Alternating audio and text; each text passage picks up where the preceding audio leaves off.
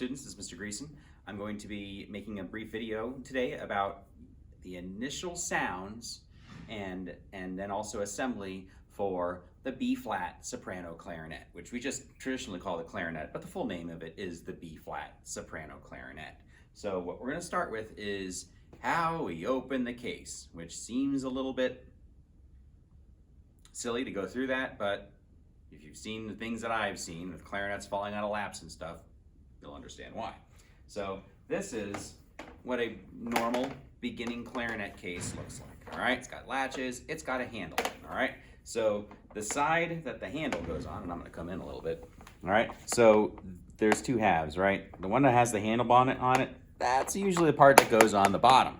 All right, it is the part that goes on the bottom for every beginning clarinet case I've ever seen. Sometimes there's a label on top, sometimes there's not. So you want to make sure that the case is where it's supposed to be.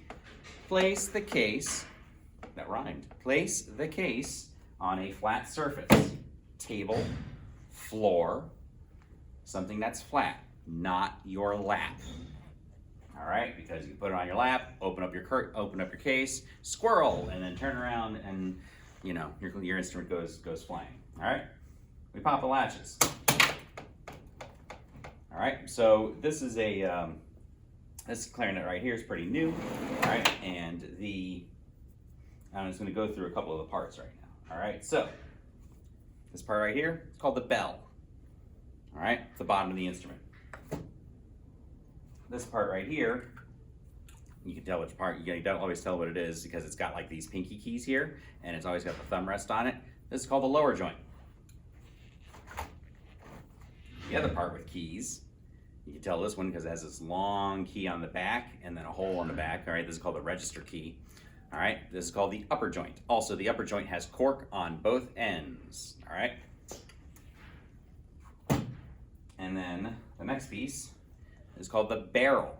All right, this barrel connects to the upper joint and to the last part, which is really kind of complicated because it's a lot of parts in one. All right, this is our mouthpiece, but there's three things that I want to show you on here. This is called the mouthpiece cap.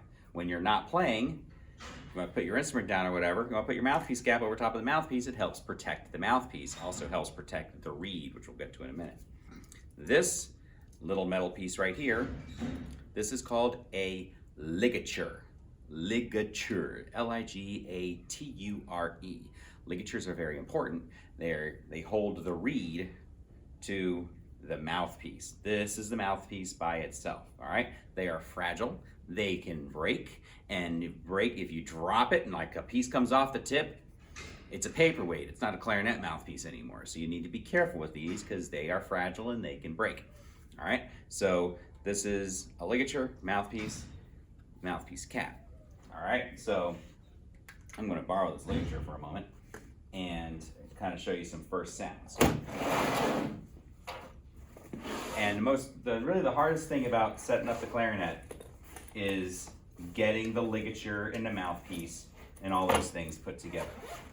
And also getting the reed put on. That is what it takes the most amount of time to get used to.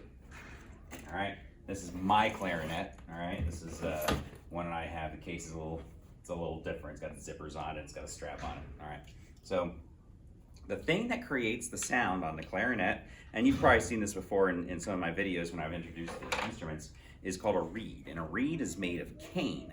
Cane comes from the bamboo family, and also is basically a kind of grass, but obviously it's hard. It's not wood, but it kind of looks like wood. So I'm gonna come up close and kind of talk through putting all of this together and give you a close-up for it. So there's the parts I want to have with me right now are the ligature, the mouthpiece, a reed, and the barrel. All right, so the first thing I'm going to do is I'm going to put this reed in my mouth. All right.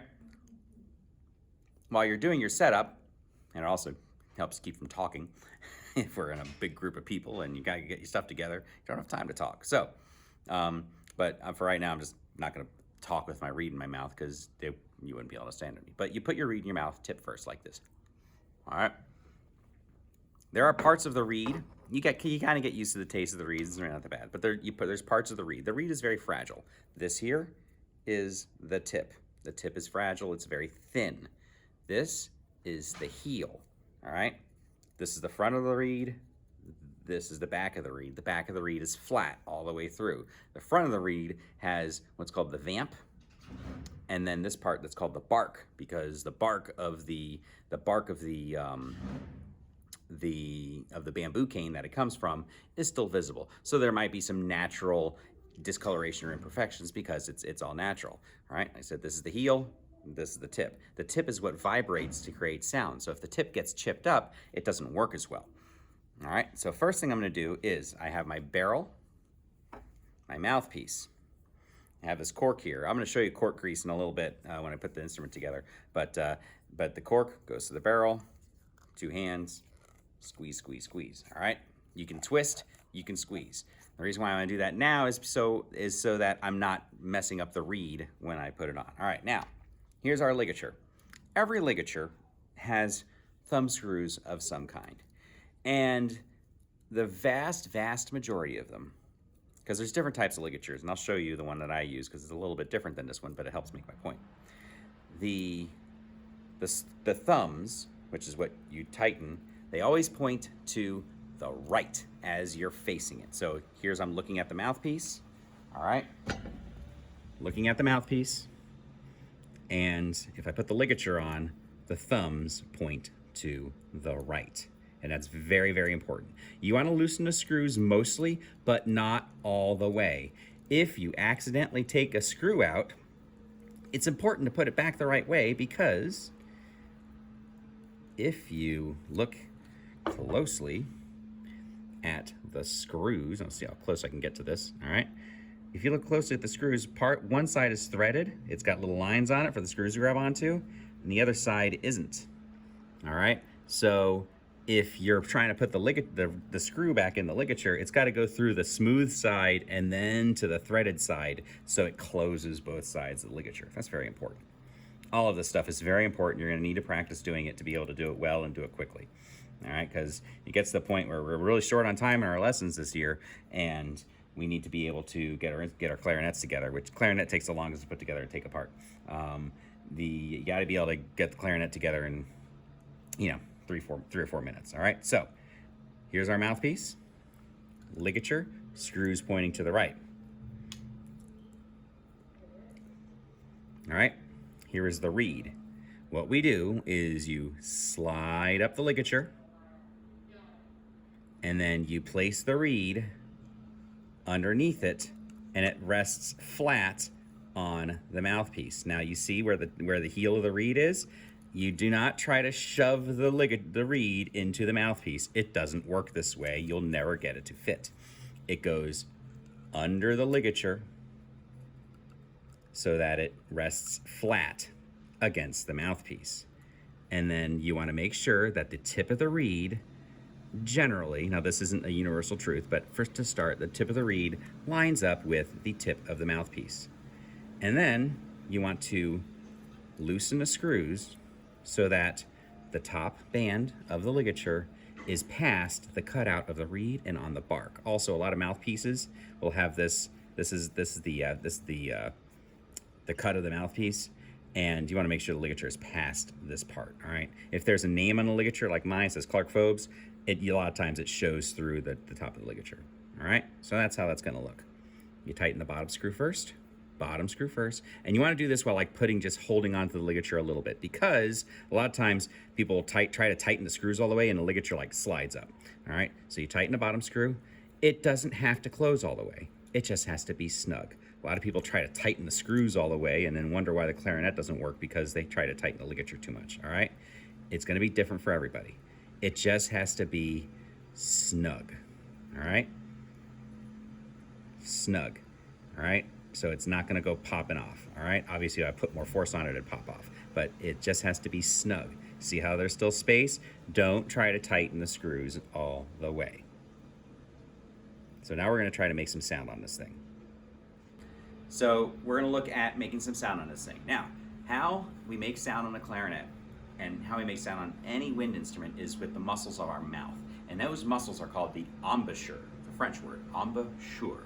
All right, starts with an E, E-M-B-O-U-S-H-U-R-E, embouchure. And every embouchure is a little bit different from one another. So clarinet's going to be different than flute. It's going to be different than trumpet. It's going to be different than trombone. And the clarinet embouchure has a couple of very important things. One, your jaw needs to be positioned more forward. All right, just take a minute to try to move your jaw forward and backward. All right, it's the jaw. The jaw, you're trying to chew, right? All right, try to move it forward and backwards. All right, the jaw position for clarinet needs to be more forward so that your teeth, your top and bottom teeth are generally even with each other. Maybe even your bottom teeth, maybe just a tiny bit past it, and that your mouth is slightly open. All right, now the next thing you do is you want to try to point your chin so that the muscles on your chin so that your skin doesn't get all bunched up. All right, so I'm going to go close up here. You don't want your muscles here all bunched up and looking like cottage cheese. I don't like cottage cheese, and I really don't like cottage cheese with my clarinet playing because it makes it sound very pinched. So you want to make sure the chin is flat. All right, watch this. I'm going to move these muscles. This will be hard for you to do at first, but you'll get it. All right, so the chin is flat. All right, and the bottom lip is really up against like the gum line underneath the teeth, up below the teeth, and your bottom lip is going to be pulled up just a tiny bit over your bottom teeth. All right, so flat chin, bottom lip over teeth. Corners of your mouth are going to be firm. All right, not real pinched, but just firm, like you're drinking a milkshake through a straw. And your bottom teeth are going to rest up against the reed, about this far down. All right, about this much mouthpiece should be in your mouth. All right, if you only have a tiny bit of mouthpiece in your mouth, it's not going to work. About this much mouthpiece should be inside of your mouth. So, bottom lip over bottom teeth, jaw forward, protrude, I like to say that, and goes up against your teeth. All right, now, what we do is close around the mouthpiece. The top teeth will touch. The top teeth need to be touching the top of the mouthpiece. All right, that's the only part of the teeth that touch anything in playing the clarinet, is the top teeth are going to slightly touch on the top of the mouthpiece. All right, and you're going to kind of grip with your mouth and your embouchure, all right, your lips. You're not biting, you're not pinching. It's just more of a grip. All right, so this is still going to move a little bit, but it's not like real pinched and tight, because if it's pinched and tight, it's not going to work. All right, so we're going to just try to sound like that. We're just going to move air. Whenever we move air, we want to move a lot of air. So we take a good full breath, relax, so we let the lungs fill from the bottom up. And I'm just going to put air.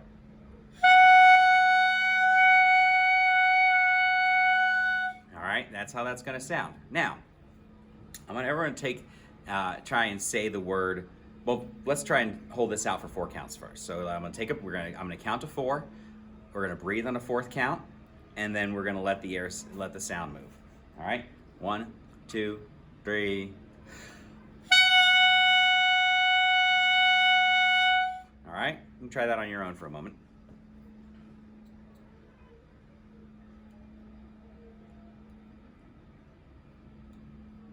All right, so what we're going to do now is try to initiate sound by using our tongue. The tongue is very, very important, because every time we start sound on a wind instrument, it's the tongue that lets go of the air. So your breathing system is like a bellows. You're either breathing in or breathing out, and you're just putting air into the instrument. What the tongue does is controls when the air goes into the instrument and when it doesn't. All right, in a lot of ways. So what we're going to do, so the syllable the word I like to use to talk about tonguing is called thaw. All right, so everyone say thaw. You say the word thaw, and the way you say thaw is obviously your tongue comes up, makes that TH sound. Thaw. Now we're going to try a little bit different. I want you to take the tip of your tongue and put it behind your bottom teeth, all right, like this, and then do the same thing. Say thaw with the tip of your tongue behind your bottom teeth. Thaw, thaw, thaw. All All right. Now we're gonna take away the ah, and we're just gonna put air behind it. So we're gonna go. All right. So you have that th. You're doing that same thaw, but now your tongue is touching. That part of your tongue is touching your top teeth, behind your top teeth. Thaw, thaw.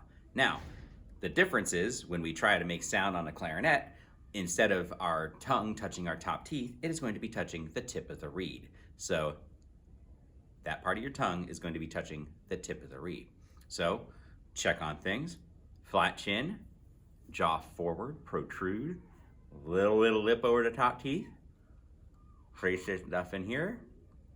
All right, you close.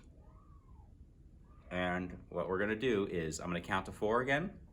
We're gonna breathe on count 4, and I wanna hear 2 half notes, which are 2 counts each right now. So it'll be thaw, thaw. All right, and that's it. We're gonna try that together. 1, 2, 3.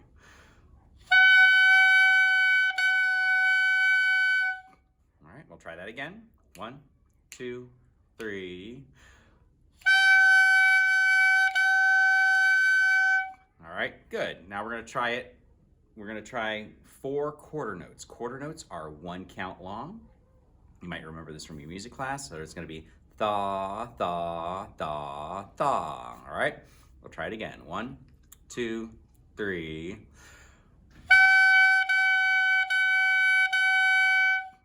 All right, try that one more time. 1, 2, 3. All right, now I got one more thing to do, and I'm not gonna try and talk about what types of notes they are. This is gonna be a rote exercise. So it's gonna go, tha, you repeat after me. Tha, tha, tha, tha, tha, tha, tha, tha. Go ahead. Tha, tha, tha, tha, tha, tha, tha, tha. All right, now we're gonna try and make that sound on the mouthpiece, all right? Yeah, it's gonna be tricky. Keep the air moving. Fast air will help with, well, if you keep your air moving fast, then the tongue doesn't have to work as hard. All right, we're gonna try that again. 1, 2, 3. All right, so that's gonna be the last thing we do before we put the instrument together. All right?